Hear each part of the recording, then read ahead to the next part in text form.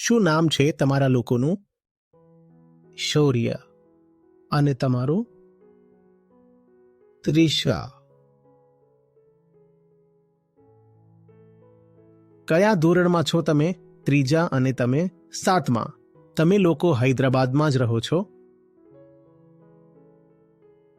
સરખી સ્કૂલ કે જુદી જુદી સ્કૂલ?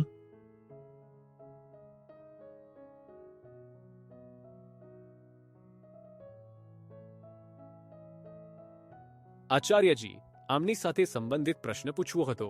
જેમ અમે લોકો અત્યારે 44 થી 42 છે, આ લોકોને પણ 3-4 વર્ષ જ 7 વર્ષ સ્કૂલે જતા થઈ ગયા.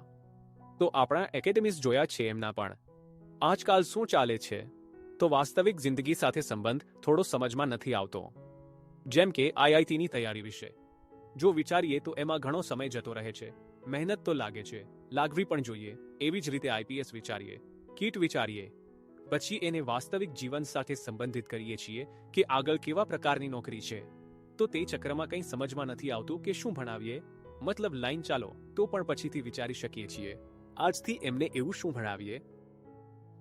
જુઓ, જે કંઈ પણ એને સ્કૂલમાં ભણાવવામાં આવી રહ્યું છે ને, તે બરાબર છે, તે ખોટું નથી.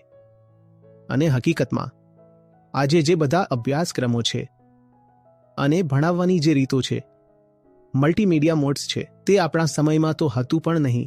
તો લઈ દઈને વધારે અને ઓછું એમને જે સામગ્રી મળી રહી છે સ્કૂલમાં તે ઠીક છે, પૂર્વગ્રહ છે, ક્યાંક પાઠ્યપુસ્તકમાં ગરબડ કરી દે છે, મિલાવટ કરી દે છે. પરંતુ તો પણ જે આપણી શિક્ષણ વ્યવસ્થા છે તે એને એકસાથે ભાષાઓ ભણાવે છે, ઇતિહાસ ભણાવી રહી છે, ભૂગોળ, વિજ્ઞાન, મતલબ જે આખી વિદ્યાની દુનિયાવી બાબતોનું જે ક્ષેત્ર છે તે તો એમને ખબર પડી જ રહી છે.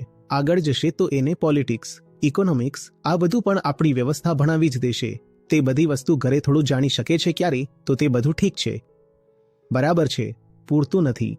સમસ્યા એ નથી કે એને જે ભણતર મળી રહ્યું છે તે ખોટું છે, તે અપૂરતું છે. ખોટું નથી, અપૂરતું છે, કારણ કે એમાં ક્યાંય એ નથી હોતું કે હવે ભાઈ ત્રિષાને ખબર પડે કે આપણે ભણી શા માટે રહ્યા છીએ.